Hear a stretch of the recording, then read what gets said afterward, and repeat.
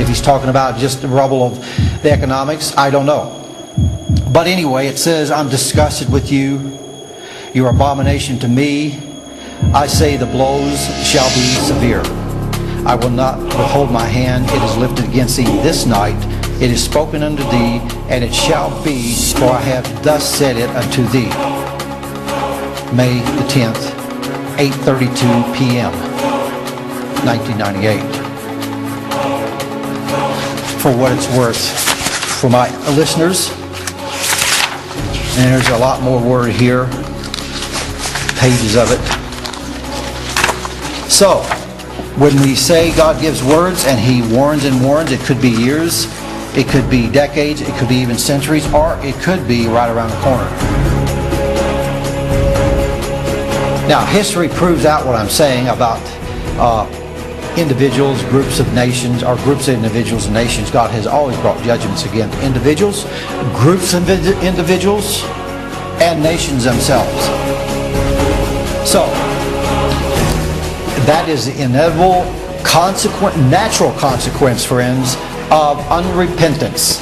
2011, costliest year for natural disasters on record. Natural disasters across the globe have made 2011 the costliest on record in terms of property damage. First 6 months saw $265 billion in economic losses, well above the previous record of $220 billion set for all of 2005. Year Hurricane Katrina struck.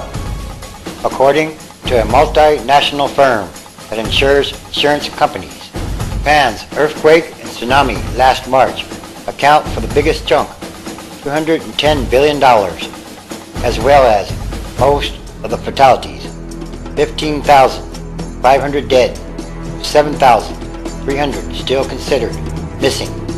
But even without that cost factored in, overall losses still exceed the 10-year average, the company stated. After Japan, costliest disasters so far this year were New Zealand's earthquake in February, $20 billion. Twister outbreak in the U.S. Southeast, $7.5 billion. Australia's flooding in December and January, $7.3 billion. 2011 is one for the record books. Bob Hartwig, head of the Insurance Information Institute, told reporters, being briefed on the study, we are rewriting the financial and economic history of disasters on a global scale. For the United States, 98 events, storms, flooding, fires, and earthquakes left at least $27 billion in economic losses, more than double the 10-year average of $11.8 billion. The total number of events is trending up as well. The first half of 2011 has already produced more events than most entire years before 2006. The vast majority of U.S. damage, $23.5 billion, was from twisters and other severe storms. Twisters have also claimed nearly 600 lives this year. 2011 will go down as the year of the tornado, predicted a risk analyst. The insurance firm wasn't shy about drawing a connection between climate change and what it sees as longer windows for extreme weather. While the trend for earthquakes, tsunamis, and volcanic eruptions is fairly stable, so they say, severe weather events are on the upswing. There is higher potential of thunderstorm development in the last decade, and more dates per year during which storms can develop. The company has factored in increased population and thus more property to see if those are behind the rise in economic losses. But the data show those alone cannot explain the increase. So there is a significant trend in these losses. Natural so-called events like La Nina and El Nino, ocean cycles that alter weather systems, are certainly factors as well. But warming temperatures appear to be adding a layer on top of that natural variability. There also appears to be a climate connection between Australia's severe floods and rising ocean temperatures off the coast there. That means more evaporation and higher potential for these extreme downpours. It can only be explained by climate change.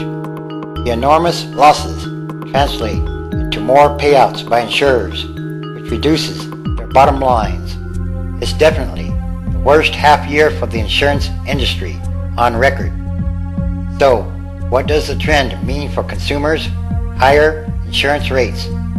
While rates do not bounce up and down based on events in a single year, the previous 3 years were also costly in the United States. In other words, this is a longer-term trend for more extreme weather events. And in the United States, the increase in events is pushing up the cost of providing insurance in many parts. Insurers have begun to reflect that in their rates, will continue to do so. Also, in the U.S., drought has spread across 14 states, from Florida, where severe water restrictions are in place, to Arizona, where ranchers could be forced to sell off entire herds of cattle because they simply can't feed them. In Texas, the drought is the worst. Virtually no part of the state has been untouched.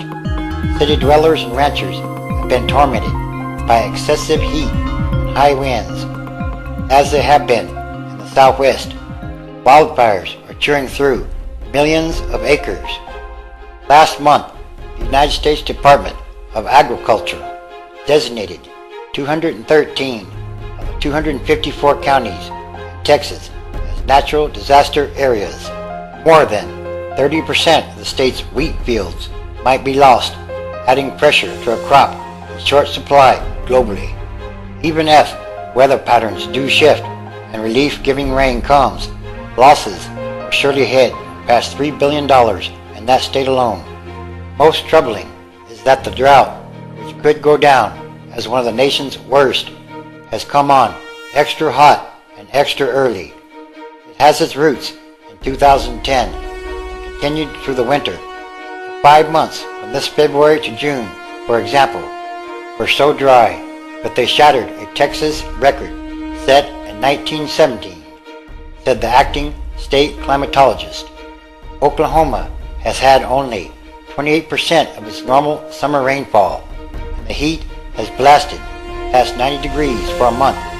There's been at least a 2 or 3 week start on what is likely to be a disastrous summer. The question, of course, becomes why. In a spring and summer in which weather news has been dominated by epic floods and tornadoes, it's hard to imagine that nearly a third of the country is facing an equally daunting but very different kind of natural disaster. Climatologists say the Great Drought of 2011 is starting to look a lot like the one that hit the nation in the early to mid-1950s. That too dried a broad area of the southern tier of states into leather and remains a record breaker. This time, things are different in the drought belt. States and cities strapped for cash and unemployment still high. Stress on the land and the people who rely on it for a living is being amplified by political and economic forces, state and local officials say. As a result, this drought is likely to have the cultural impact of the great 1930s drought, which hammered an already weakened nation. In the 30s, you had the Depression and everything that happened with that, and drought on top. The combination of those two things was devastating. Although today's economy is not as bad, at least so far, many Americans, ground down by prolonged economic insecurity, have little wiggle room to handle the effects of a prolonged drought. Government agencies are in the same boat. The United States Department of Agriculture's Farm Service Agency has already provided over $75 million in assistance to ranchers nationwide, most of it going to Texas, Mexico, and Florida. An additional $62 million in crop insurance indemnities have already been provided to help other producers. Economists say that adding up the effects of drought is is far more complicated than, say, those of a hurricane or tornado, which destroys structures that have a set value. Drought, a shattered wheat crop or corn crop, is a loss to one farmer. It has a specific price tag, but all those individual losses punch a hole in the food supply, drive prices up. Some of the biggest losers for now are consumers, who could all pay more for bread or meat. In conclusion, natural disasters like drought, floods, tornadoes, among other things, are on the increase. It does appear to be a long-term trend. If he's talking about just the rubble of the economics, I don't know. But anyway, it says, I'm disgusted with you. You're abomination to me. I say the blows shall be severe. I will not withhold my hand. It is lifted against thee this night. It is spoken unto thee, and it shall be, for I have thus said it unto thee.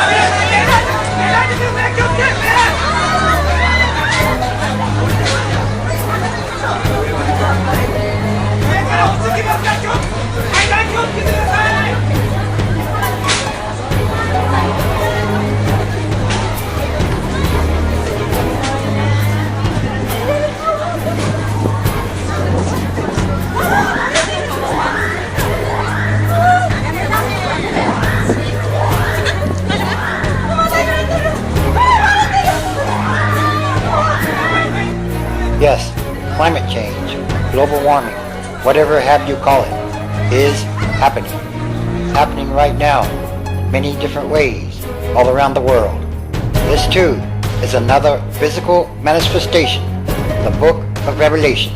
It's also about what kind of world are we leaving to future generations. Jeremiah chapter 10, verse 10. But the Lord is the true God. He is the living God and the everlasting King. At his wrath the earth quakes, and the nations cannot endure his indignation. Thus shall you say to them, the gods who did not make the heavens and the earth shall perish from the earth and from under the heavens. It is he who made the earth by his power, who established the world by his wisdom, and by his understanding stretched out the heavens. When he utters his voice, there is a tumult of waters in the heavens, and he makes the mist rise from the ends of the earth. He makes lightning for the rain, and he brings forth the wind from his storehouses. Every man is stupid and without knowledge. Every goldsmith is put to shame by his idols, for his images are false, and there is no breath in them. They are worthless, a work of delusion. At the time of their punishment they shall Revelation perish. chapter 22. Verse 12. And, behold, I am coming soon, bringing my recompense with me, to repay each one for what he has done. I am the Alpha and the Omega, the first and the last, the beginning and the end. it's time for all prophecy to be fulfilled. Everything is connected, and everything is numbered. The fourth angel is sounding. And why I mean natural, it means it's naturally going to follow if nations or individuals or groups of individuals keep sinning and they don't repent. Naturally, over a period of time, God is going to judge those nations or those people. It's going to happen. There's no way around it. We don't care about these little prophets flinging their little hair around. It's been, real cute, aging cute guys like the guy I'm talking about. I get his newsletter. He's a little cute guy. Aging cute guy. He looked like he might have been a music entertainer at one time, a little Clem guy, and he's running all over saying, God don't judge, God don't. Everybody it says is bigots. I guess I'm a bigot then. The things we have prophesied, most have come to pass, and some are pending.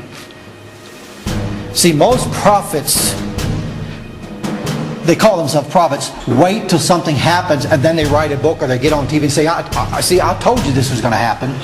But they don't have any proof they said it before it happened. They don't have it in writing. We're asking this guy, show us a prophecy. Well, they don't ever come across with any prophecy because it's all up in their mind. They think they prophesied, they think they said it, but when things happen, then they want to be a big shot and say, well, I told you guys this was going to happen. We've got things written down to let you know what God has said. That's the way He did His prophets. Write it down. That's what we do. That's why we put dates on things. That's why there are dates. I'm not saying dates it's going to happen. I'm saying the dates those words were given are like Japan. 16 years later. New York City. There wasn't so many years later after that. San Francisco isn't yet to get it. The Tower of Filth. It hasn't been brought down yet, but it will.